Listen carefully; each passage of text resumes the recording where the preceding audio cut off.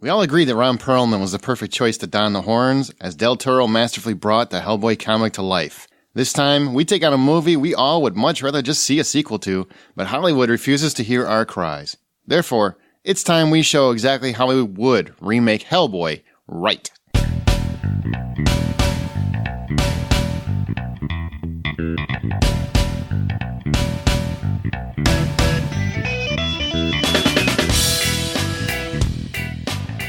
Hello, my fellow cinematic architects, and welcome to Remake This Movie Right. We are a member of the Hollywood Outsider Network. Listen to episodes of Remake This Movie Right on Apple Podcasts. Reviews are appreciated, your podcast app of choice, or just visit the website at remakeThisMovieRight.com. Remake This Movie Right is a show that takes an original film and has an actual remake in the works, figure out what still clicks and what doesn't, throws a little bit of humor at it, and then we determine exactly how Hollywood should remake it. So by the end of each episode, we will have the remake ready to roll for Hollywood execs and present it to you in movie trailer form. We are here to tell Hollywood how to remake this movie right. I am your host, and joining me today are this is going to be complicated because there's two of them. You might remember him from our Starship Troopers, Stargate, and he's the founder of Southgate Media Group, Rob Southgate. Hey, good to be here. And Tron, don't forget Tron. Tron as well. Can't get them all in there, Rob. I mean, I'm just working right. with what I got. You will remember him from our Transformers episode, and he's a founding member of the Hollywood Outsider, Mr. Rob Rowald. Hi there. Hey there. Wow, that was dramatic. Here's what I propose we do this. Since there's some branding involved and there's two Robs, I think maybe I call you Southgate and you Rob. How about that? That works for me. Okay. Sure. That way it sticks. Can't people tell I'm missing part of a finger? I'm the one with a little less finger. Isn't it obvious? No? What? Okay. What just happened? I don't know what's going on. And also, I thought there was a city ordinance about too many Robs in one place, but I guess we're okay. We're in different parts of the country, so okay. Yeah. Never mind. Yeah, that's a new one. It's probably a Chicago ordinance. I mean, if anyone's going to have one, right. Chicago. All right, so for this episode, we are remaking Hellboy.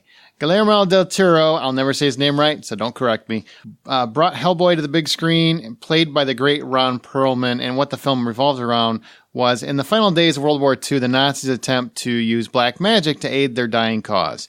The Allies raid the camp where the ceremony is taking place, but not before a demon, who comes to be known as Hellboy, has already been conjured. Joining the Allied forces, Hellboy grows up and joins the Bureau of Paranormal Research and Defense, serving the cause of good rather than evil. There was one sequel, it's called Hellboy 2, The Golden Army, which was released on July 11, 2008, and we never got our third movie. Aww. So, we were denied. Denied. So let's talk about your initial thoughts and memories on seeing the film first off. Southgate, let's start with you.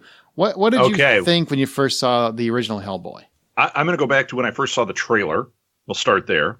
And if you think about when it was, we didn't have the, Marvel Cinematic Universe and all these great comic book things. And I'm a big comic book fan. So as soon as I saw even a glimpse, I went, it's Hellboy. Oh my God, they made a movie. And I was in love. I didn't see the movie in theaters. My wife went with some friends. They were all excited. They came out and they didn't like it. And I was super disappointed. I thought, how could you not like this? And I ended up not getting her back in, not going. I didn't see it until I saw it on home on DVD. And my initial reaction was still in play. I absolutely loved it. It's tweaking everything for me, from the Nazi occult stuff. I had read the comics, so like the corpse story. I mean, all of that. I thought he nailed the look, the feel.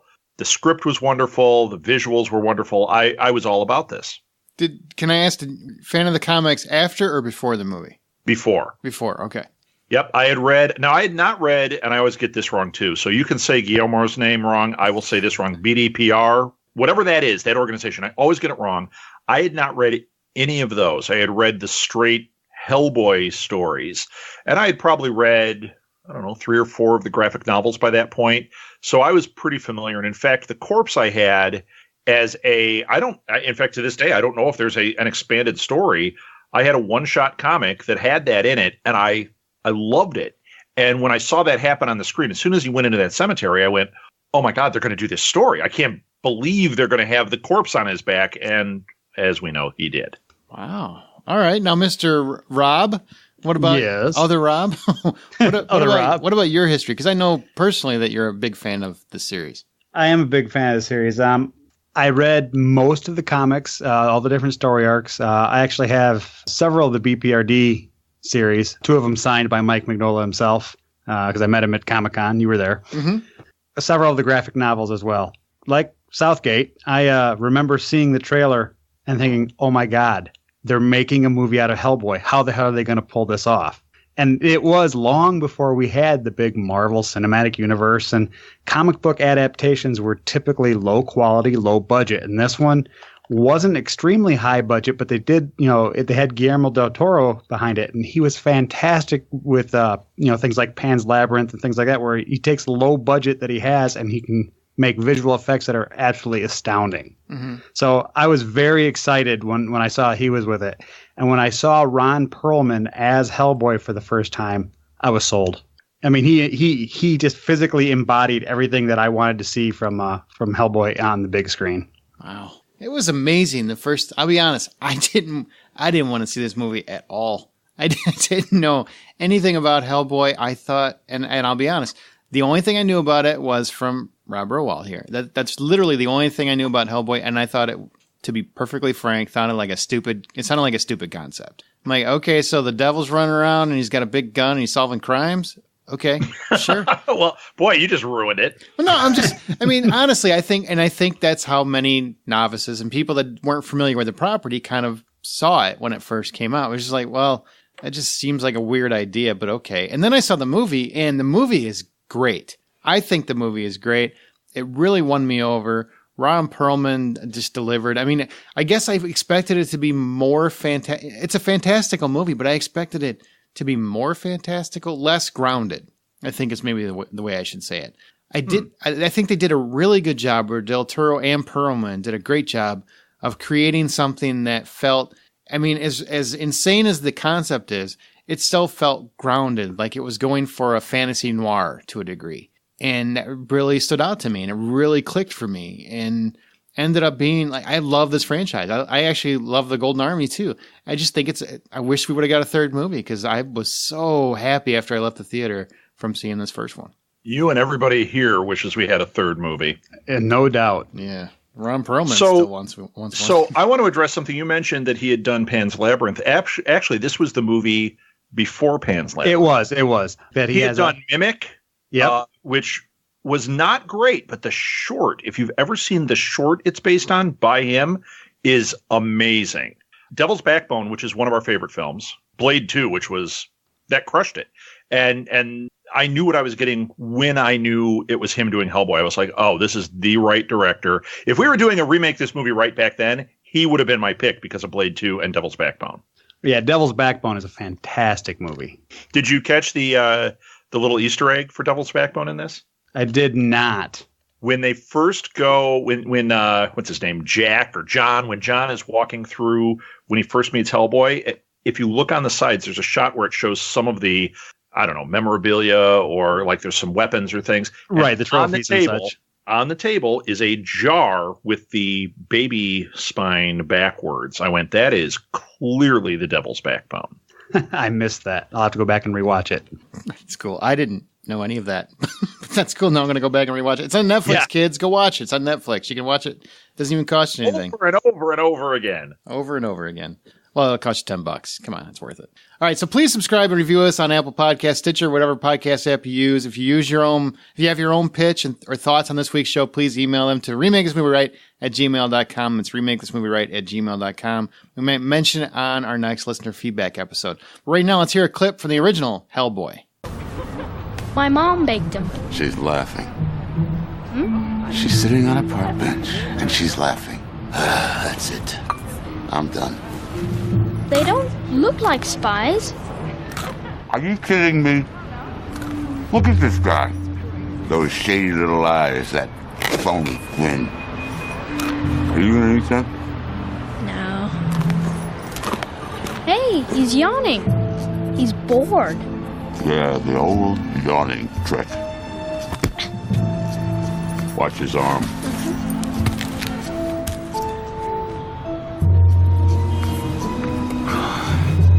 If he wants my job, he wants my girl.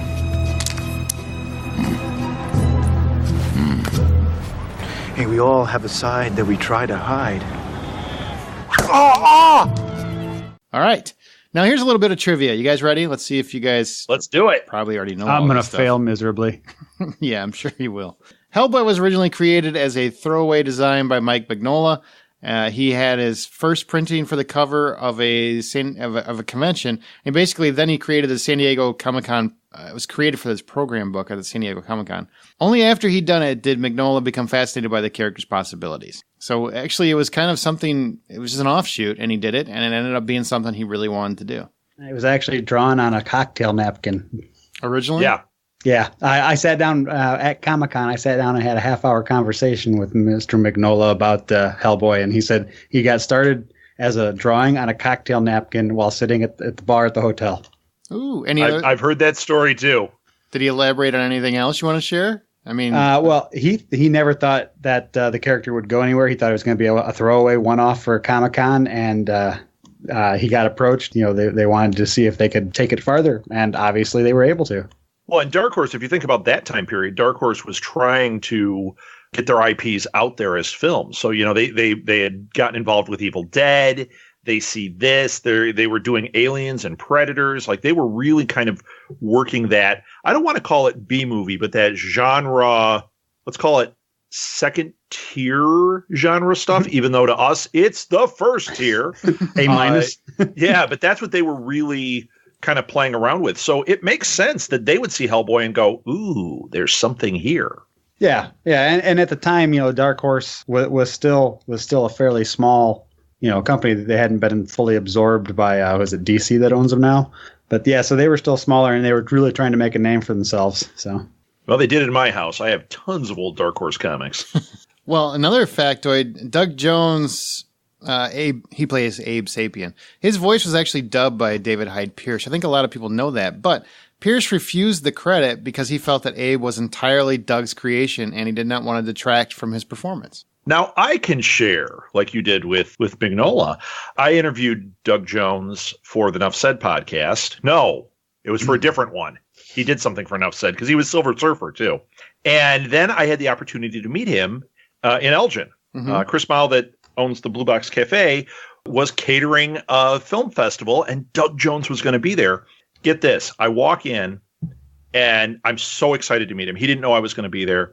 I'm talking to Chris. I go, oh, my God, there he is. Doug turns around. He goes, I know that voice. Are you Rob Southgate? No. That's awesome. God, I almost passed out. We have pictures of him hugging and smooching Chris and I. He is the nicest, most loving guy in the world. I asked him about this, and he said that was the last film that he did where it's not his voice.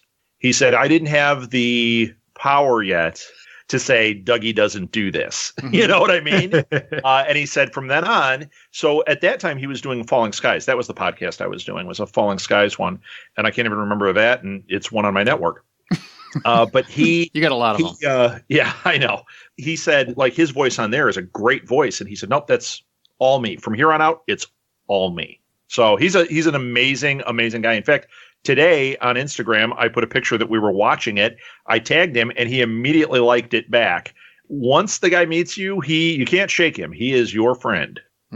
That's cool. Yep, and he's a great guy. It's cool. That's awesome. Yeah. He was also Mac Tonight. He told me that when we were interviewing him. Did you know that? I did not. Remember Mac Tonight? Yep. The commercial? Yeah, I was Mac Tonight. Yes. He said, oh, I made a lot of money off that. I'm like, wow, that's the way you make money, man. He's a moon? He's a moon man. He's a moon man. Now he's going to be on the new Star Trek. He's that weird-looking alien dude on Star Trek. Yeah, I mean, he's carved out a nice career, and I think Del Toro got him started, but he's definitely carved out a pretty stellar career. Yeah, welcome to the Doug Jones podcast. Hey, whatever you're going to do, bring the facts if you got them. Upon meeting to discuss the movie, Hellboy creator Mike Mignola and director Guillermo del Toro decided Guillermo. What's Guillermo. that? You'll get it. Guillermo. I never. There you go. In his podcast, you'll be able to say his name. Guillermo del Toro. I hope he's not listening. Decided to reveal to each other their choice for the lead role of Hellboy. They both said at the same time, Ron Perlman. Can we just talk about, has there ever been, in terms of outlandish characters, Has there ever been such a perfect casting? No. No, he really is it. I mean, just from his physical stature, I mean, I know he's wearing prosthetics, and I know he had to beef up for the movie, but his facial structure to begin with, he's got that big, just, massive head that looks monstrous, even when he's not in any makeup. So on top of that, you add some shaved off horns and semi-bald top knot and the right hand of doom that he has, and you've got the perfect Hellboy. I mean, he looked the part. I mean, you could have had him just be flesh colored and he still would have looked the part. You know what I found most interesting about his casting is that when he's in makeup, I believe the only thing that's actually you can see of his are his eyelids. That's how much makeup and prosthetics and everything he's wearing in this movie. And I could still tell it's Ron Perlman just by looking at him. And I don't mean I agree. I don't mean he looks like Ron Perlman. I just mean the way he carries himself. He has that's Ron freaking Perlman. You know? I think the first time I saw him, before I knew it was Ron Perlman, I was able to suss that out. Like I saw him, I was like, wow, they cast Ron Perlman in this. I was the same exact thing. Yeah, it's same for me. As soon as I saw it, I was like, that's Ron Perlman. Yeah. That's great. All right. Well, Hellboy's line to Liz, "I'll always look this good," was originally spoken by Guillermo del Toro. Am I better? Toro. Okay. Toro. God, I get one right. I get the other one wrong. Well, he actually spoke this to his wife when she took issue with his casual mode of dressing. That's pretty funny. Now, here's one that has to do with the character. I thought this was interesting because once I researched the character for this podcast, I'm like, that's a big miss. I mean, he didn't have cloven feet. Well, Hellboy, no, he did not. He was originally supposed to have cloven hooves, 4 feet, like in the comics, but it was decided it was easier and safer for Ron Perlman to perform his stunts with normal booted feet. Did that bother you, Rob? You just mentioned it. Did it bother you? Not at all. It did for about 5 minutes, and then I was like, nah, it's all good. Yeah, see, for me, it didn't bother me at all because I suspended that disbelief. I'm like, this is Ron Perlman's Hellboy, And Ron Perlman doesn't have cloven hoofs. That's right. I bought into it. He's got big boots. That's good enough. They had enough going on with Abe Sapien that I was not looking at the cloven feet. Well, this one shouldn't shock anybody that's ever seen a movie in Hollywood. When Del Toro met with producers, many changes to the Hellboy character were suggested. One idea was to have Hellboy be a human who transforms into Hellboy when he gets angry. That sounds like Hulk. And another suggestion was that he came from hell, but he was a normal human. Del Toro voted all such attempts to alter the character. He said, "I'm out if you do either of those." That would have been horrible. I would have not liked that at all. That would have been the Hasselhoff Nick Fury of Hellboy movies. Whoa. Ouch. Yep, I went there. Yeah, you did. All right. One or two quick other ones. The tombstone we see right after Hellboy enters that Russian cemetery was digitally altered. The name on it was changed to Mike Mignola's name in Russian, and the epitaph below the date reads, "Born in fire, died in fire," which is also in Russian. Nice. Yeah. And this, didn't know that one. Yep. And then there's two. Yeah, this one is just, I found it adorable. In 2012, Ron Perlman once again went through that 4-hour makeup routine that's required to turn into Hellboy, but not for a sequel or some job. He did it to fulfill a Make-A-Wish Foundation request of a 6-year-old boy named Zachary who had leukemia. Special effects house Spectral Motion applied his makeup, and then Zachary got to spend the day hanging out with Hellboy, and he also made up Zachary to look like Hellboy as well. I remember that. I do too. Well, of course you and I do because we were Hellboy freaks. Right. I remember seeing that and going like, Hellboy's the best guy ever. It's Ron Perlman. It's not really Hellboy. I wonder if he set the pace for how all the Marvel guys all do these, hospital visits all the time and all that. I wonder if it was Ron Perlman that set the pace by being Hellboy that way. Could very well be. I mean, he's always been that kind of an actor. I mean, he's seems like he's a very likable, and he'll go out of his way for fans. And for things like, Make-A-Wish, how could you not dress up as your character? Right. I mean, you'd have to be a heartless, stone cold bastard to not do that for a 6-year-old kid. Right. Well, I mean, his is a little deeper than Captain America, though. He doesn't have to put on any spandex. He's got 4 hours of makeup. That's a long day. That's a devoted actor right there. He's a dedicated individual. He is. Look, man, the kid has leukemia. I'll do the 4 hours of makeup. Yeah. You know what he's not dedicated to? cameos because Right. Yeah. I saw his tweet. Did you see his tweet about that? Go ahead, explain it. What was it? The director of the reboot said something about we'd love to have you as a cameo, and he said when hell freezes over or something like that. It was a great answer. Yeah, when Hellboy freezes over is what his answer was. Well, for years they've been trying to get this third one done, and he's been the one beating the drum about it. I actually asked Doug Jones about it, and he kept saying, we're always on high alert. He said, everybody's in. It's just a matter of the studio saying we do it. And Ron Perlman was always tweeting and putting stuff on Facebook, like really pushing for it. I'm sure he's not happy that they're rebooting. I know I wouldn't be if I was him. I mean, that's like, one of the characters he's most famous for. Yeah, and he was perfect in it. I mean, really, there's nobody weak in this cast. This is amazing. No, it's really most. I have one issue with one actor, and I'll get there when we talk about the movie. So let's get into that. Let's talk about what makes the movie so notable for you, Roald. What makes the movie so notable for you? Why do you love Hellboy?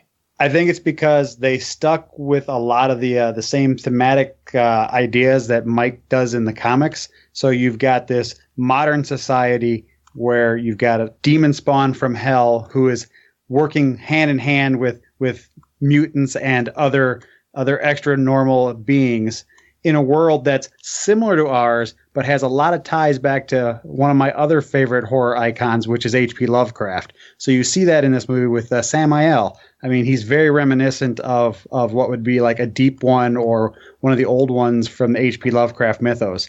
So the blending of that kind of stuff, is right in my wheelhouse, and it just it hit a home run for me. I mean, it was everything I wanted. It was dark and funny because that's the Hellboy character. He's kind of sarcastic and he's not your typical, I'm all happy kind of hero because he is a devil. It's got aspects from classic science fiction. So you've got advanced weaponry, you've got, and you've got classic horror trope stuff in there. You've got, they carry holy water and crosses and all this stuff. And then you've got this, the stuff like H.P. Lovecraft, which is the weird horror science fiction where it's otherworldly creatures that can't be explained any other way. So, I mean, it's like a perfect mishmash of everything I love. It's hard to beat that. Southgate, can you tell? Why do you love Hellboy? At least you said the name right. That's one for you. I'm going to feel the same way as Rob. It's really the whole package. On past episodes, I've talked about the music. I've talked about cinematography. I've talked about acting. Acting's a big thing for me.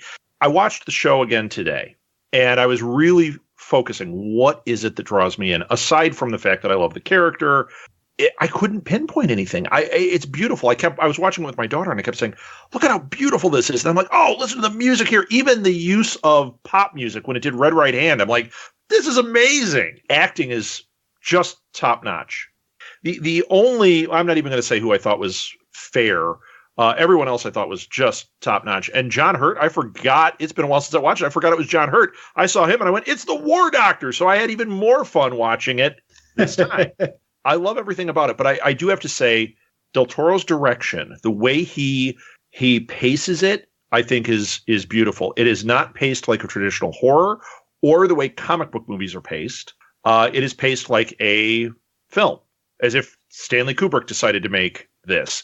It's got more pacing to it, more cinematography going on, where the shots are set up as pictures, as beautiful pictures. So many times in this movie, you could have paused and gone, "Wow, look at how much detail attention to detail they had here to have, Hellboy looking up and the city burning or whatever." It was like all these little moments that I went, "These are just gorgeous. These are gorgeous stills. Not a moment wasted." Yeah, you could literally do screenshots of that movie and print them out and hang them on your walls because some of the it's gorgeous. It is. It's absolutely fantastic. I got one more quick point. The monsters, how we had our dogs that regenerate. Mm-hmm. One thing I was struck by watching this, and I had to look at the time period, but they look like they're definitely Del Toro monsters. Okay. Yeah, absolutely. But if you watch a lot of things now where they try to have sci-fi monsters, they all look like J.J. Abrams monsters. And this was definitely different. In fact, I think Abrams drew from this because in his Star Trek movies and everything he does at sci-fi, they look like Cloverfield. They look like this, like a different version of this. And it was refreshing to see these and go, wow, these these don't look fake. These look like what they should look like to me. And they did look like Lovecraft. Love that. Yep. Well, I mean, Mike Mignola's Hellboy comics are all heavily influenced by the Lovecraft mythos. I mean, it all kind of ties in with that apocalyptic, hell is coming and we're all going to perish type theme. Cthulhu. Yes. It's all Cthulhu. Yeah. Right? It all goes back to Cthulhu. I'm going to tell you what really sells it for me is the makeup and special effects. 13 years later, it's still a stellar achievement, in my opinion. Every time I watch this movie, I am extremely impressed by, because this isn't like a $150 million movie, but it looks like a $150 million movie. It's just beautifully shot. It's beautifully brought to life. It's beautifully choreographed. It's just a visual splendor. The performances are all, for the most part, pretty stellar. They really did a really good job of making a PG-13 movie that didn't feel like it was trying to be PG-13. I know that they were trying to get away. They couldn't show too much blood, so they would do things to mimic blood, like where they use the payphone and the coins shoot out. So it's almost like blood and splurting. That's one of the things that they did to kind of work around what they couldn't do with a PG-13 rating. And I really, really appreciated that. I felt like you made a movie that really felt like it was an adult movie, an adult comic book movie, without having to make it feel like it was watered down. And that was something that I thought was just very impressive. We've already talked about Ron Perlman's performance. The score is great. It's really hard for me to find a whole lot to complain about. I just have one thing. So, Southgate, what about you? Is there anything you can say doesn't work about this movie? Boy, no.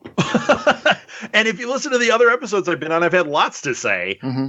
I really don't have anything that doesn't work for me.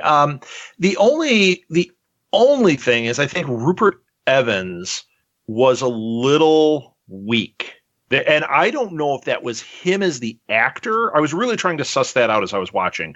I don't know if it was him as the actor or if they just, because so much fantastic stuff is going on and so many characters are so fantastic in it, if they were trying to have him be the everyday Joe that's in this situation. I think there are other actor personalities that might have been a little bit more interesting in that role, but maybe I'm wrong. Maybe this is exactly what it needed. That's the only thing I can say. I really enjoyed, I mean, even like Biddy Hodson, who played the Nazi, played Ilsa, which you got to love that she was Ilsa from the SS. Mm-hmm. I mean, like her and the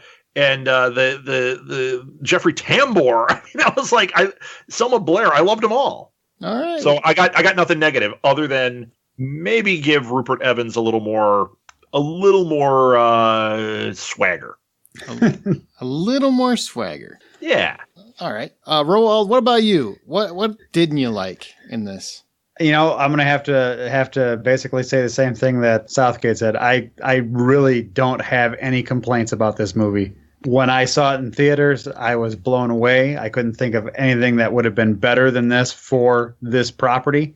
And to this day, when I watch it, I mean, yeah, it's, 13 years old, and it still holds up. Visually, it holds up. The story still, isn't really dated because they don't really do anything that's specific to any specific time and date. It's just modern society. I don't think there's one thing that really bothers me about this movie. I mean, it just works for me. Well, I guess I'm going to burst some bubbles. So, burst away. All right, it's 2 against 1, so look out, Aaron. Yeah, I already lost. I know how this works. There's two things that I wouldn't say bugged me, but definitely I felt a little detached from. Selma Blair I thought was a little weak. Oh, you're talking about my girl Selma. Oh, I'm sorry. I mean, I like Selma Blair. Anger Management, she's the only good thing about that show. But just for whatever reason, I felt maybe it's the character. I don't know the character like you guys do. So I felt like the character was almost too stoic and kind of lifeless in a way. Now, that might be the way that the character's intended to be, but it just came across that way like it was more of an acting choice than it was in the script. You guys know? I'm not sure. I mean, I didn't feel that way. I thought her acting was fine. I felt like her character was a character more in waiting to have her moment at the end. And to me, that meant she's going to be more important in a sequel or somewhere down the line. But I never felt that she was. I think you're feeling the way about her the way I kind of felt about Rupert Evans. And I'm not sure if it's the acting. It might just be how they wrote this character or what they wanted out of the character. Yeah, I don't think she was meant to really be like a standout character because, she's the love interest of Hellboy and what have you like that. But she's not the central focus of the story. She's a sidekick, for lack of a better word. So I don't think they've fully fleshed out what she could have been in this movie. And, and I think Rob's right. I think they were trying to make it so that if they had a storyline farther down the road, she could be a larger part of it and she'd already be part of the story without having to introduce a new character. Is she big in the comics? Because I couldn't find much about her in any research about the comic. She's a member of the BPRD. She's not like, the main focus. I mean, right. So, maybe that's why we both felt that she was fine for the part. She's not a big focus in the comics, but it was great that she was there.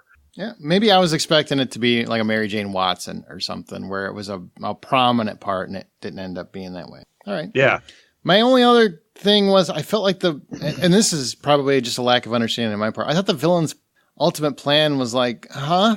I mean, I felt that way a little bit. I mean, I get it. You want to get Hellboy to open the portal and let all the monsters in and whatnot. But I guess I just didn't understand who's his main good dude in charge? Why are you so important? Right. So I think they were trying to pull from the story arc for Hellboy where they're trying where the Nazis originally were trying to bring about Ragnarok, where they were trying to bring all the gods down to Earth to fight and basically cleanse the world, and whoever was left over would start a new world. And I think they kind of took their spin on that. They kind of took it in a strange direction, having it be the Nazis trying to bring about Rasputin to open up a portal that was basically to the world of Cthulhu and the old ones.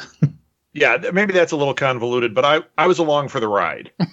I think it's important to tell people Ragnarok is Norse mythology. It's not just Thor. It's not Thor. Yeah, correct. Yeah, Ragnarok in Norse mythology it's a big cataclysmic event. All the gods come together and they fight, and basically they drown the world in blood, and whoever is left standing gets to restart the world with two surviving humans. I mean, it's a big deal. Yeah, it's not just a Thor thing. It's not just a lot of 80s neon and Hulk showing up. There's more to it than he's that. A buddy from work. It's pretty funny. All right, so should this movie even be remade, or should it be placed in don't touch status? And here's where I'd say I know what Ron Perlman's answer is, but Mr. Roald, what do you think? I want to put it in don't touch status, but that being said, if it's going to be remade, I have some definite ideas on how to remake it. Okay. And what about you, Southgate? Okay. I say do not remake. This is don't touch status. But remake is a very specific word. Do not make this movie, this story again. I don't mind the idea of a reboot, and I'll get to what my thoughts are on that later. Mm-hmm. I also don't mind the idea, and this is what sucks, because I'd love it to be Ron Perlman. I'd love it to be these people. But, okay, let's say it's not them, and we already know it's not. I don't mind continuing the story, but kind of wiping the slate clean. Like, we've told the two stories. This is not going to be part of a trilogy. We're kind of it's like a soft reboot. It's one of these 20 years later, what's happening? I don't mind that. Another story in the same universe. Another story, same universe. And I really don't have a problem with them doing just that with this new film. And that might be what it is. But remake, no way. Do not touch. Do not make this movie again. This was great. Yeah, I'm of two minds. I mean, here's the thing. I don't want... to me, Hellboy is Ron Perlman. I mean, it's kind of like Harrison Ford is Indiana Jones at this point to me. And I don't think you can replicate it. So I would probably... same concept. I mean, don't do the same thing. I guess do it a different way so it doesn't tarnish this memory, because I think they did such a great job bringing this world to life. It would be near impossible. And I wouldn't touch it. But I can see that they're not going to listen to us. No. Yeah, no. They've already... But I have an idea, and we'll get to it. Oh, well, Rob Southgate's got an idea, so we're good to go. Somebody's going to listen. That's right. Call it done. Before we get into anything more, let's hear one more clip from the original Hellboy. If only you had him destroyed 60 years ago, none of this would have come to pass. But then, how could you have known? Your God chooses to remain silent. Mine lives within me. Every time I died and crossed over, A little more. But the master came back with me. He disclosed to me the child's true name. Would you like to know it? I know what to call him. Nothing you can do or say can change that. I call him son. Okay, now before we get into our remake, here's what we know about the intended remake currently in the works. And there's actually a lot. This thing is moving forward. It should be coming out next year. Unlike most remakes, this one is actually, to me, sounding pretty good. Director Neil Marshall has cast as Hellboy. That's going to be David Harbour of Stranger Things. And he's going to be picking up the horns. Mila Jovovich actually just signed on to play Nemu, the Blood Queen. I don't know that storyline. You guys can tell me in a second. But Ian McShane's going to play Hellboy's father, Professor Trevor Bruttenholm. The script was written by Andrew Crosby, Christopher Golden, and Mike Mignola himself. And Neil Marshall is behind. He did Dog Soldiers. I believe he's done some Game of Thrones episodes. He's a very accomplished director. And he did say that the effects will be as practical as possible, and they've gotten the okay to make the film R-rated. It will be called Hellboy, Rise of the Blood Queen. Now, all that said, do you guys know what the Blood Queen is? Can you elaborate at all? I'm sitting here thinking about it, and I can't recall the story arc of the Blood Queen. I don't know if it's actually even in the comics. Yeah, I don't recall the Blood Queen at all, but I could be wrong. And he's done a lot of one shots, and he's done a lot of things that maybe it's buried in there. Maybe it's an original story. Maybe it's original. It could be original, and that might actually be the way to do this. Well, since this movie's getting a remake, and as fans, we always think we know the best way to do every remake. So how should Hollywood remake it? Now remember, we're ultimately trying to make one cohesive movie, but we each get to make our own pitch. So what we're going to do is all three of us throw out our pitch, and we're going to figure out the best way to go from there. All selections are settled by a best of three vote. That means the best of three wins, with each host receiving 1 cut per episode. So if you're very passionate about one of your ideas and you say, you know what, it's got to be this way, yell cut, and it's going to be that way. Everybody understand these rules? Got it. Sir. Okay, who wants to throw their pitch out first? I'll go first. All right, Roald, let's hear it. Where's your Hellboy? Right. My Hellboy isn't a straight remake. It is another story in the same universe. It's actually a earlier story in the universe. So it doesn't take place in our time. It's going to be a period piece. It takes place in the like the 60s and 70s. Okay. So we're going to keep the premise that Hellboy was raised by Professor Bruttenholm and worked for the BPRD. They hear word of strange occurrences that are tied to a cult that is trying to bring about the end of the world under the guise of being a hippie commune. So they're recruiting people into their cult under the guise that it's all free love and hippy dippy bullshit. Well, sex, drugs, rock and roll, all that kind of thing. BPRD starts to investigate a rise in these strange occurrences over on the East Coast, particularly in Maine. So I'm going to play up the H.P. Lovecraft end of things with Cthulhu and things like that, leading up to a battle to keep the old ones at bay. So that's the premise. If you're wondering why the 60s and 70s, I think it would be great to explore a younger Hellboy because, Hellboy was raised from World War II. Mm-hmm. We catch up with him in the first movie by Del Toro in what's basically, like the 90s to early 2000s time. So I think it'd be great to see him as a younger Hellboy when he was a little less under control. Mm-hmm. He would be joined by Abe Sapien because Abe Sapien's been around since the beginning. He was actually held by the BPRD as the second person, I guess, because he is a person. And then they would still have Johann Kraus, the ectoplasmic fellow. Mm-hmm. He would actually being pulled back because in the comics he was actually from later on. But I think if we could pull him into the 60s and 70s, it'd be great. So that would be the core team for the investigations. I'd make it more of a dark and creepy feeling as opposed to the dark and funny feeling that we had for the first one, just to get a different aspect on Hellboy to see. Rather than having be the sarcastic and kind of sardonic character that he is, he'd be more of the a little bit brooding, a little bit wilder and more out of control, if you can imagine such, because he was pretty much out of control in the other movies. Okay. Is there more? No, that's it. That's my explanations. All right, that's a great story. All right, Southgate, have at it. Man, you and I are on the same page here, Rob. Hey, it makes it so much easier. The first thing I was going to say is I want to do a period piece. I want to set it in the 60s. And I feel the exact same way. I want it before Liz. I want it when his dad is younger. I like that idea, but I like him being, if you go by how old he is and by how he's aging, the early 60s, mid 60s, he's going to be, what would you feel like coming 17, out of his, 18, yeah, 19? I don't want him to be like teenage Groot was, no spoilers, but I don't want him to be that. I want him to be a little older, but full of fire. He's still trying to figure out his place in the world. All those controls are not yet in place because they're still trying to figure out what to do with this guy.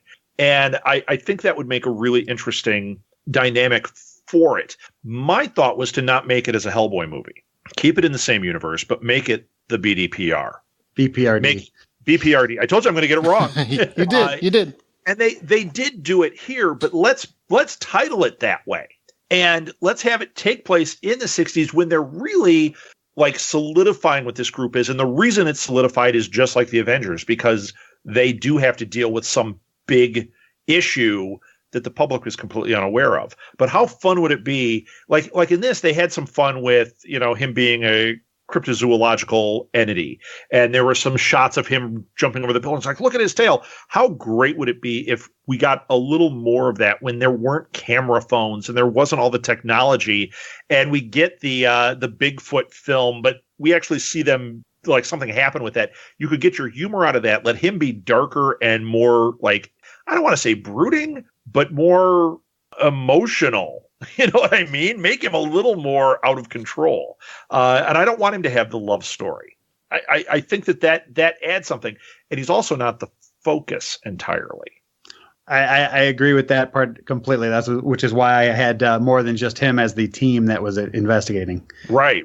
The other thing is, if you look at the comics, one of my favorite things that they do in the comics is these kind of one-shot things where he does the whole mythology.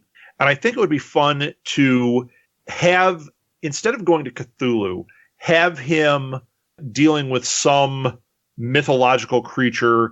Yeah, we could have him go to Ireland for part of it and deal with an Irish mythology. Have him deal with the trolls in Norway or something, where you go, this is fake, and then all of a sudden, oh my God! Like in this, we saw fairies in a jar. We could have some of that. But that be the secondary story to the big bad that he has to deal with, or that the BDRP, or however we say it, has to deal with. So that's where I'm going. And I do think when we talk about universe building and everything, I think this is what they keep thinking Dark Justice is going to be for DC. But if Guillermo's not doing Dark Justice, I don't think they're going to get that. I think they're going to get Zack Snyder's Dark Justice, and that's not going to be this. Oh boy! So there we go. Zack Snyder's here. All right. Well, I told you mine's not a complete story. Mine is a concept that has to be developed, but it launches into a series for sure. Okay. Well, here's mine. So we got two, and I think your two kind of work together. And that kind of happened to this when I sat down with Arjan for the Transformers one too. Well, fans tend to be on the same page to some degree. Well, yeah, and we both love it, and we both have read the comics. So I'm telling you, I'm watching the movie, and all I can think of is, oh, take me back to the 60s. So when you said that word, I'm like, yes, this is exactly what they should be doing. Well, guess what? I'm not a fan, and I'm in the 60s too. So, hey! Hellboy, for me, is same thing. Early going with the BPRD. Did I get it right? Yes. Yes! It's the Cold War. I want Hellboy in the Cold War. And I don't want him hidden away. Here's the one thing, the one big change I want is that this is a different kind of world, alternate history, whatever you want to call it. But Hellboy is out in the open. Regular people are aware of him. They know who he is, but they still fear him because he's a freaking demon. Why wouldn't you be afraid of that? He's a demon, right? Yeah. So you can have a lot of those interactions where he's investigating, where you have, you see people that are both accepting, and you could actually play with how the racial tensions were in the 60s, but you play it through Hellboy's eyes. So it's touching on something with a little deeper meaning without having to put your finger right on it. I kind of like that aspect of it.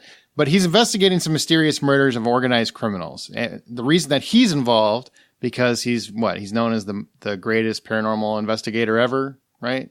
Yep. Okay. Is because there are pentagrams that are found at every scene. and it kind of brings his attention and it brings the BPRD into it. I don't have Liz in my tail at all because honestly, I don't need a love story at this point. This is a younger Hellboy. This is the 60s. It's Cold War. And as he looks deeper into it, Hellboy finds that a man named Lobster Johnson is behind the murders. So he tracks him down. And as he gets closer, he learns why Johnson is killing these men. It's because they are all part of a cult known as the Agdru Jihad.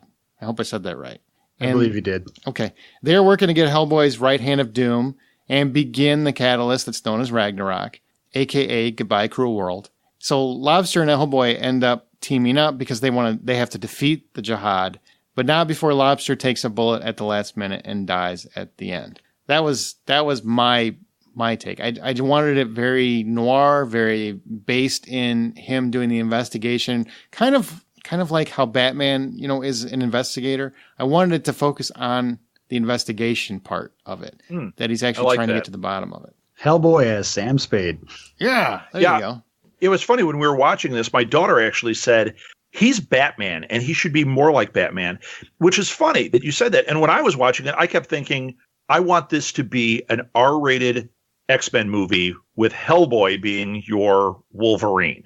So it's funny that we've kind of all come to the same conclusions of our own, like in a different way. But like what I'm building and what Rob's building is kind of an X-Men in this universe. And what you're doing is going the Batman route. And it works for me. So how do we get it all together? I think it actually can come together pretty quickly. Well, you mentioned the cult. Yeah. And so did Rob. I think your cult storyline actually works, but I don't want him out in the open. Okay. I'll let you two debate that because they're the big fans. You guys don't like that aspect of it? No, I like him still being more like cryptozoological, where there's brief sightings of him, and the only people that ever seem to take pictures of him, they're always blurry, or it's some crackpot who nobody would believe anyway. Yeah, and that also keeps the rest of the group under the radar. So, basically we have moments where we see them like there's this fish guy or there's this, whatever, not realizing they all work together in the same office. I like that idea quite a bit. Okay, so if you take all three of these and you mesh them together, the focus is on Hellboy, but also as a team, the BRPD. It's like the Avengers of Hellboy's universe, like you said. And Rob, who were the two that you had as part of the team, the two big ones? I had Abe and Johan. And Johan, okay. Yeah, that's the way to go. So those three. I agree totally. And can we still have the Lobster Johnson portion of it that leads to Agdru Jihad? Come on, he's named Lobster Johnson. He's in. Exactly. We got a freaking movie. It's already done. This is beautiful. In fact, I might name it BDPR : Lobster Johnson. That's awesome. This might be one of the easiest ones we've ever done. Thank God. You know what? If we had the budget, we'd hire Ron Perlman. I'm just letting you know, America. That's what we would do. Oh, yeah. Yeah. But wait a minute. I do like David Harbour as the idea of him. I'm like, this is the one guy that I heard and went, I could dig this. Maybe make him Hellboy's brother. Just to throw a nod. Well, to throw it. Yeah, he comes in and you're like, wait a minute. There's two of them. And it's like, oh, that guy. Well, I love it. We're going a different route. I'm just letting you know if we actually had the money, Perlman, you're still good with us. Perlman's in. Yeah. Oh, they're all in. It's this cast. All right, so let's get to the nuts and bolts. So who will direct it? We got a movie that's literally the easiest we've ever done this. So who would we want to direct our movie? Roald, who would be your pick to direct the new version of Hellboy : BPRD? I have to stick with Guillermo. I mean, he knows how to do these stories so well, and he's got the ability to create the visuals that you want to see in this.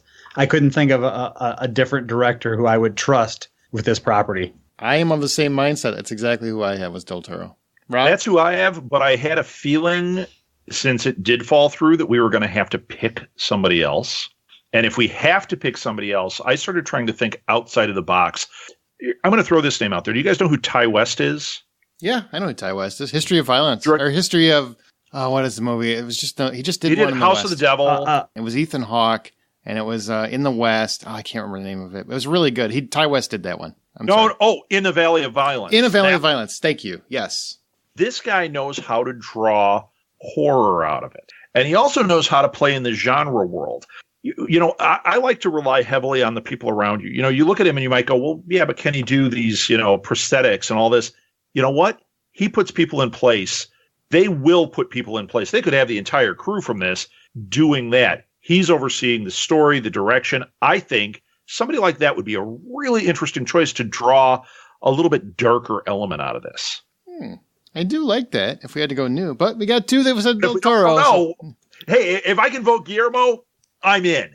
I'm in 100%. Well, I chose Guillermo because I figured I wasn't doing a straight remake. I was doing another story, so we could just have the same director in there, but it's going to be a completely different story in the same universe. So I think we just broadened his sandbox, which is always a good thing for Guillermo. All right. I'm glad you guys can say that. It just rolls off your tongue. I'm over here like, Guillermo. Poor guy. He probably hates people like me. All right, so based on our remake, so let's say we can cast a couple leads. Who do you have? You know what? The number one is obviously Hellboy. Southgate, who's your pick? Let's all give our picks and we'll decide who was going to be our Hellboy. Who's your choice? If we can keep Ron Perlman, it's Ron Perlman. If it's not, I do think they've done a beautiful job. I think David Harbour is a great choice. I watched him in Stranger Things again, thinking of him as Hellboy, and went, this guy has the right move, the right speech pattern. He could do it. This guy could do it. All right, so we got David Harbour and Rob. I chose Ian White. You guys familiar with him? I got to look him up. Plays Woon Woon on Game of Thrones. Clash of Titans, he was Sika Suleiman, the big tall bark guy. Okay. And he was also the last engineer in Prometheus. So he's a big guy. He's got presence. Yeah, I know who he is now. Yeah, he plays the giant, right? Doesn't he? Yeah, he's the giant. Yeah. Okay. Oh, that guy's perfect for this. Yeah, I figured he had the size, and he's played the type of characters that would be in this universe. So I think he would be a good fit. He's an interesting choice. You know what? I'm going to say if he's not Hellboy, I don't know if he's my choice for Hellboy, but he needs to be in this. I think he's a great character for this world. Well, mine, I guess I hopped in the box a little bit. I went with John Cena. Now, hear me out. Oh, there you go. Yeah, hear me out. I figure he's got the stature and he's got swagger. The guy has swagger. Can he act through the makeup? Yes. John Cena is really good. And he could pull off comedy and drama, and nobody ever gives him a shot, in my opinion. Every time I've seen him in anything where he goes outside his comfort zone and he's not just doing wrestling stuff, he's actually a very solid actor. I find him very engaging. So he's just like, I kept thinking of people that would come up, and I'm like, man, he keeps popping into my head as I would love to see him as this grizzled PI, just caked in makeup, obviously. You wouldn't have to put fake muscles on him. He's already built for the role, and I just think he'd be great. That's mine. Yeah, I'm not familiar with his acting enough to give a vote on that one. Rob, what do you think? I think he could pull it off. I mean, I've seen him in a couple different roles, and I think Aaron's right. People don't give him a shot because they just see him as this guy who's a wrestler. Much like Dwayne Johnson, who everyone, when he first started acting, pretty much wrote him off because, he's just a guy from the WWE. He's not going to be able to act. And now look at him; he's like in everything. I think. I think John Cena is a decent choice, and Aaron's right. He wouldn't have to be prostheticized to the max to have all the muscles because he's built like a brick shithouse. Sorry about the swear. Yeah, he's a big dude, is what he's saying. Big dude. Yeah. That I can concede without having seen him really act. If you guys are that strong on it, I know you know film. I could concede on that. But if we can get Ron Perlman, I'm not giving up. Let's just say we could make Ron Perlman. Let's do our cast without Ron Perlman. Well, just know, Ron, if you're listening, you're the only Hellboy we care about. I'm just letting you know. That's right. Husa. All right, but we have to agree on who we're going to go with. So who's willing to sway their vote or use a cut? Dun, dun, dun, dun, dun, dun, dun. I'll go to your side, Aaron. I'll go with John Cena. Oh, yeah. Sweet. All right. Now, is there anybody else you guys want to throw out to cast? Yeah. We need a character to be not the Jeffrey Tambor character, but that type of character. Okay. A character that is essentially a tool that is not digging on Hellboy, but they got to play together.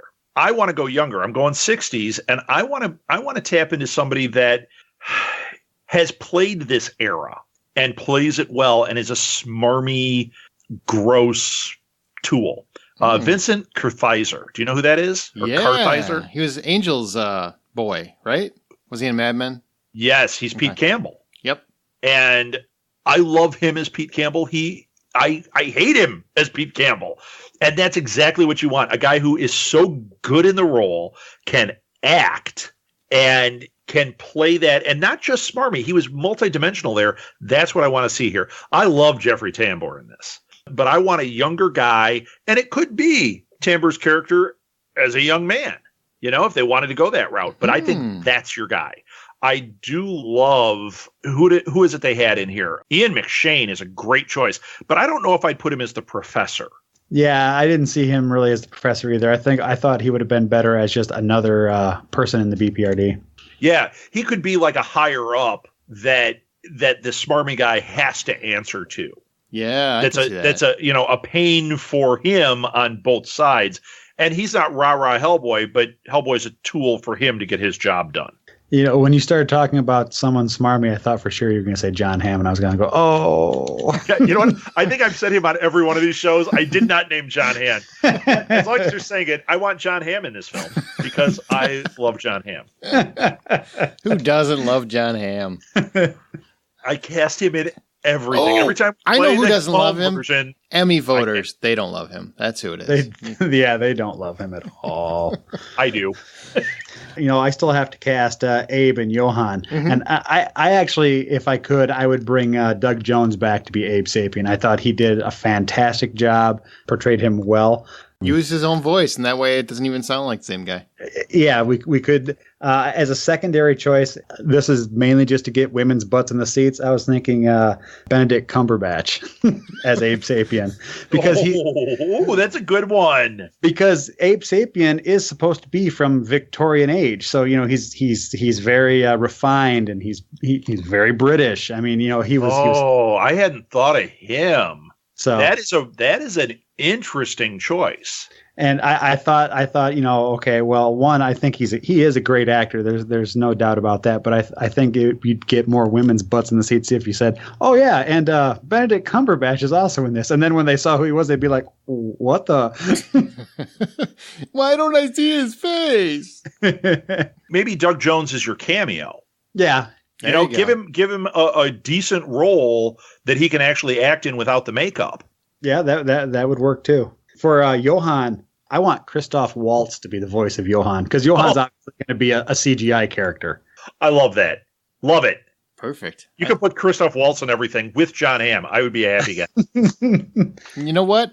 I was actually going to pick somebody else for my Lobster Johnson pick. I'm going to put Doug Jones in that. No makeup. Let the guy be himself. Oh, that is the way to go. Boom. And get him his Oscar. That's what I say. Andy Serkis is great, but come on, Doug Jones is the one. Let's just say they're both really good. Yes. I'm not taking away from Serkis at all. I think they're both great. No. They're both great. Oh, that's good. All right. I think we got a whole movie, guys. So let me ask you, you've got a comic series and you've got a movie to pull from. What nostalgic moments do you want in a reboot? What nostalgic moments? I don't know if I have moments other than I would like to see him grow his horns again.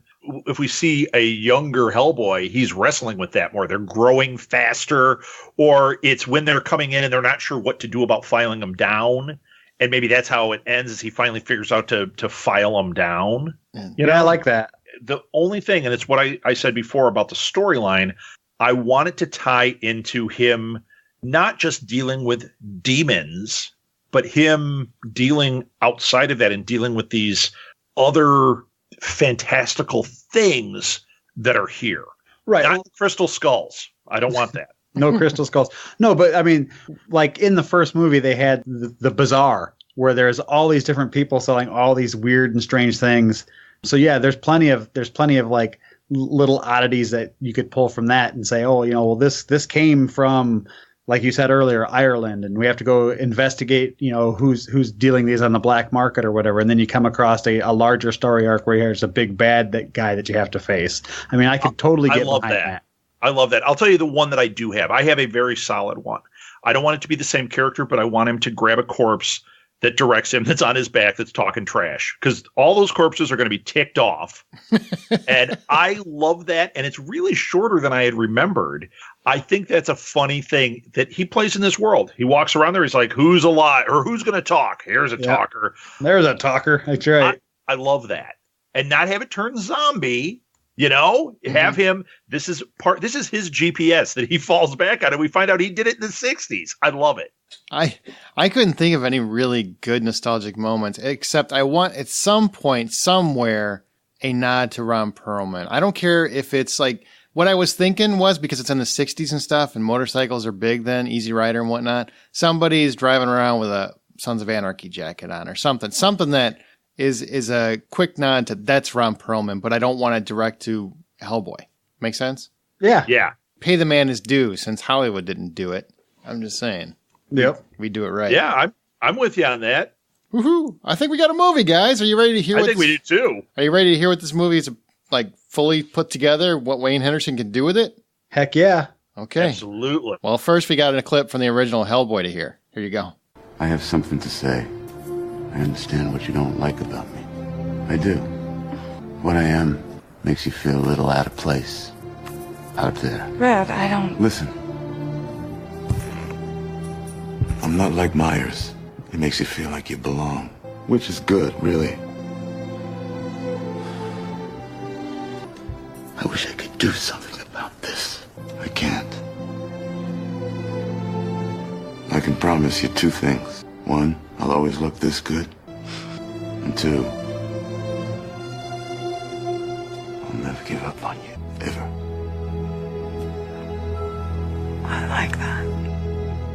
Okay, now we're back. Now we're going to give you the final pitch. This is where Wayne Henderson, courtesy of MediaVoiceovers.com, puts together a trailer based on our completed movie idea that Hollywood is totally going to ignore because they got Mila. Why would they want to listen to us?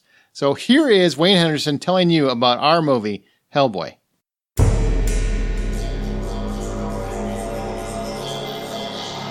It's the Cold War in the 60s, and America is at war with forces striking from the shadows. Thankfully, we have the devil on our side. With organized criminals under siege and a cult making moves, the world needs more than mere men to bring the truth to light. Delivered from hell itself and raised by Professor Bruttenholm, the Bureau for Paranormal Research and Defense has a secret weapon in this fight. Next summer, director Guillermo del Toro returns with John Cena behind the horns to breathe new life into Mike Mignola's iconic character. Under the cloak of darkness, there is only one who can wage this war. He's not quite a man. He's not yet a beast. And even purgatory could not contain him. Get ready for Hellboy. Great job. Yes. Yes. Bruttenholm. I've heard it both ways. Well done. Take my money. Yeah, I'm all about this. We do put this in the Remake This Movie Right Facebook group, and we ask you guys what your thoughts are on the particular movie that we're remaking. And obviously, we did Hellboy. So here are some thoughts from listeners, a few of you that chimed in about what you thought about Hellboy. Jeff Gentry says, I like both movies and am cautiously optimistic about the reboot. The cast sold things even when the writing wasn't great. Overall, both movies have a very good cast. All right. Michael Bonovich, Ron Perlman nails his character for me. It's going to be hard to picture anyone else playing Hellboy. Hopefully they can do it. I think that's going to be a lot of what people see. Amanda Sink, very underwhelming for me. Oh, shit up. I'm glad you guys are taking it on because I think it has potential. Yeah, it had potential and it was met. Sorry. Boom! Wow. You know, Amanda, I know where you live. Ooh, bam. Craig Schermerhorn would not have thought so prior to Guardians, but I'm thinking Dave Bautista can pull off the comedy delivery and presence. For his dad, gotta be Ron Rifkin from Alias. Few others have the chops to honor John Hurt's performance in this. For the female love interest, I'm going with Anna Torv from Fringe. For the bad guy Rasputin character, Ejiofor or Oded Fair. I'm not about to ruin his name. You can't say Guillermo. Come on. Yeah, I can't do it. Thomas Bex, he says, this one does not need to be remade, but I'm still curious what you're going to do with it. Well, now you know. And Tori Melching, this is a curious one. She says, not thrilled you are doing this one, but I will see where it goes. I don't know if that's good or bad. I think it's bad. I'm going to say that she loves it the way it is and doesn't want us to ruin it. She wants it put into can't be remade status. Yep. Do not touch status. That's how I took it. Hey, I don't control Hollywood, and they don't seem to care about much. That's because they're out of ideas. Yeah. When do you think the Back to the Future remake's coming? You know it's going to happen, right? You know it's going to happen. Has it been more than 7 years since the last movie? I think more people have to die off from that series before they actually go, okay, now it's time. All right. Well, guys, remember that you can find Wayne Henderson at mediavoiceovers.com. Rob, tell people where you can find all your fine podcasts. All right. I'm gonna plug. Oh, you, Rob. See, I got confused. You, Rob. You go. Yeah. See, you said Rob, and you didn't say Southgate. I did. You broke your own rule. Man, what am I gonna do? Southgate. Tell people about your fine podcast. All right. Well, I'm gonna plug a couple of quick things. First of all, you can find all of our podcasts, which are many and varied, at southgatemediagroup.com. You can find us on iTunes and Stitcher and Google Play and everywhere. Now I got 3 plugs. I got 4 plugs. This one's not for me. I was going to mention this earlier. There's a comic book that is really good. It's by Instant Press. It's called Are You There, Cthulhu? It's Me, Ted. I think that is a very appropriate comic book for this conversation. So that's my plug. I have and Aaron is part of this. We have a book coming out. It's called Pod Life. So look up Pod Life. It's a book about podcasters. It's how they got started, how they got inspired, and the stories that they have to tell. And believe it or not, it's a tearjerker at times. As far as podcasts go, Martha and I do one called Binge Worthy, which is gaining a lot of steam, where, guess what, we binge shows. We have a Patreon page we just put up for that. And the third one is an Indiegogo about to go up. And by the time this is on, that'll be up for the 3rd annual SMG Podcast Marathon at the Blue Box Cafe, which Aaron Peterson has been a part of the first 2, and I'm assuming will be part of number 3. Just look up SMG Podcast Marathon or Podcast Marathon, or just go to our website and you'll find the links to that. See, I got all my plugs in. Man, what do you got, Aaron? You got it. And the podcast, and by the way, at the book, I did write a whole chapter. I know there's a lot of other chapters. I can't wait to read that. There's a lot of great stories in there. I saw a few of them, and it looks great. So please go check that out. I mean, if you like podcasts, support this idea. I think it's a great idea to get podcaster stories out there. And the podcast marathon at the Blue Box Cafe, if you're ever in Chicago, regardless of the marathon, be sure to stop by the Blue Box Cafe. It's a great little place, and it's Doctor Who themed. It's just a great place. Chris does a great operation there. You don't have to be a Doctor Who fan either. My mom loves that place, and she's never watched a minute of Doctor Who. It's very cool. You need to rectify that. You know what? Please. They're still watching Gunsmoke every day. It's going to be a while. Fix your family. Yeah, fix your family. All right. Mr. Rowald, is there anything you want to plug or mention your Twitter address, anything like that? Yeah, you can find me on the grand tube of the interwebs at the Urban Squatch on Twitter, on Instagram, on Facebook. My website is www.rowald.net. I do mostly uninteresting things like running gear review and sometimes tech reviews and recipes and things like that. Other than that, you can find me running through the woods. He's a big runner. He likes to run. All right. Well, remember, guys, you can subscribe and review us via Apple Podcasts, Stitcher, or your podcast app of choice. You can email us at remakeThisMovieRight@gmail.com. We're on Twitter at RemakeRight. You can find us at remakeThisMovieRight.com or the main website at thehollywoodoutsider.com. And I do want to say thank you guys for listening so much. Please give us a review. If you enjoy this show, please go to Apple Podcasts and do give a review. It always helps. And remember, the credits have rolled on this remake, but be sure to come back for our next one. And remember that every film you love will get a reboot someday. Every single one. And only you can remake that movie right. Seriously, every single movie is getting a remake. Everything. Everything. It doesn't end. I see dead movies. That'll get remade. Oh, yeah. It's coming. It's coming.